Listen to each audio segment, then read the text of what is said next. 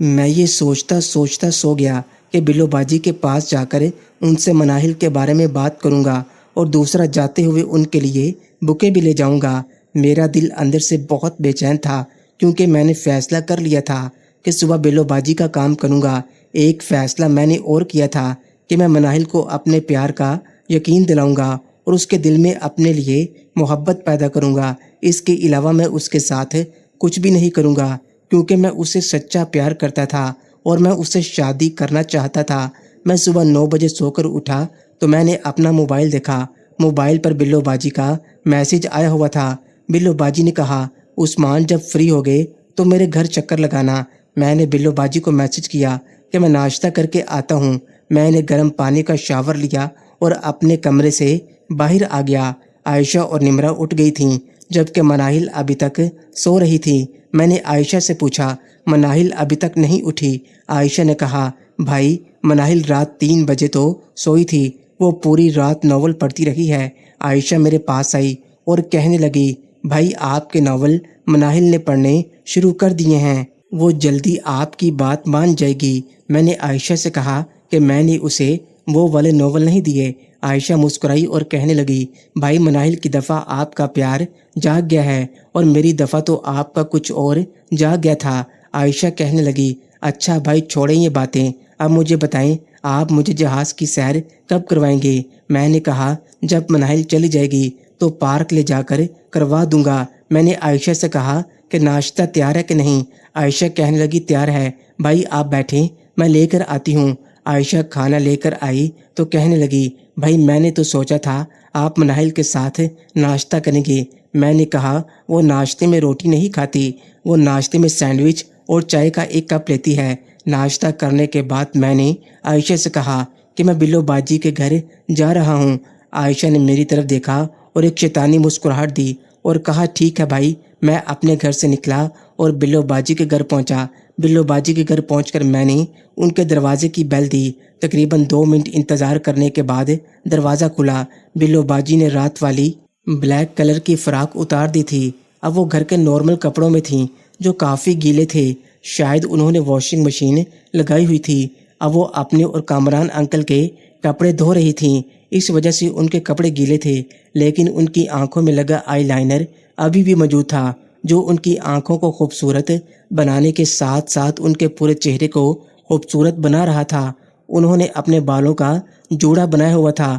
بلو باجی مجھے آج بہت ہی پیاری لگ رہی تھیں۔ ان کا معصومانہ چہرہ مجھے کسی پری سے کم نہیں لگ رہا تھا۔ میں نے بلو باجی کو سلام کیا اور انہوں نے میرے سلام کا جواب دیا اور مجھے کہا، عثمان اندر آ جاؤ۔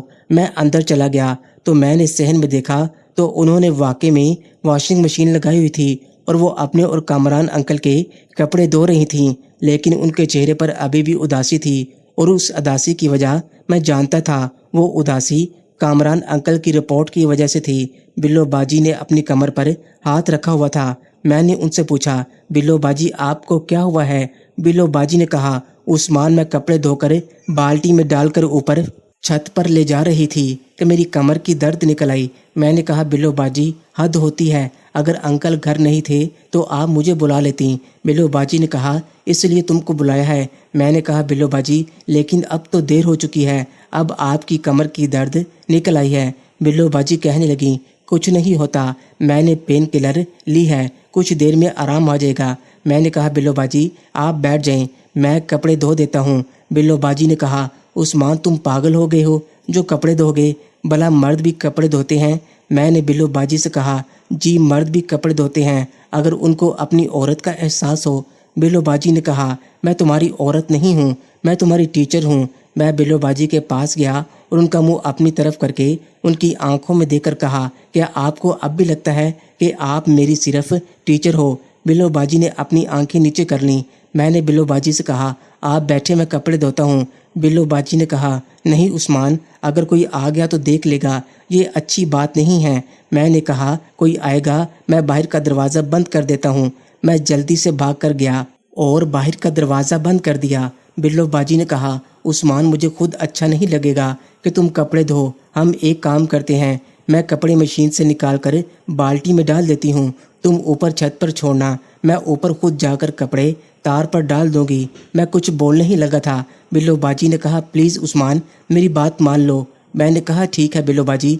मैंने बिल्लो बाजी से पूछा, बिल्लो बाजी आपने सुबह का नाश्ता किया है? बिल्लो बाजी ने कहा, हाँ थोड़ा सा किया था। मैं उनके पास गया और पूछा, थोड़ा सा किया था क्या मतलब है? बिल्लो बाजी ने कहा, कामरान को नाश्ता करवाने के बाद कामरान चले गए, उसके बाद मेरा दिल नहीं किया तुम नाश्ता करो। मैंने कहा कि आपने कामरान अंकल के साथ ही नाश्ता नहीं किया।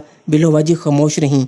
मेरे दिल में ख्याल आया कि कहीं बिल्लो बाजी और कामरान अंकल की लड़ाई तो नहीं हुई। मैंने बिल्लो बाजी से पूछा, कहीं आपकी कामरान अंकल के साथ लड़ाई तो नहीं हुई? जैसे ही मैंने ये सवाल पूछा, बिल्लो बाजी की आंखों में आंसू आ गए और वो रोने लगीं। मुझे एकदम हैरत का झटका लगा। मैंने आज पहली दफ़ा बिल्लो बाजी की आंखों में आंसू देखे थे और उनके आंसू निकलने की वजह से उनका आईलाइनर भी उनके मुंह पर फैल गया था।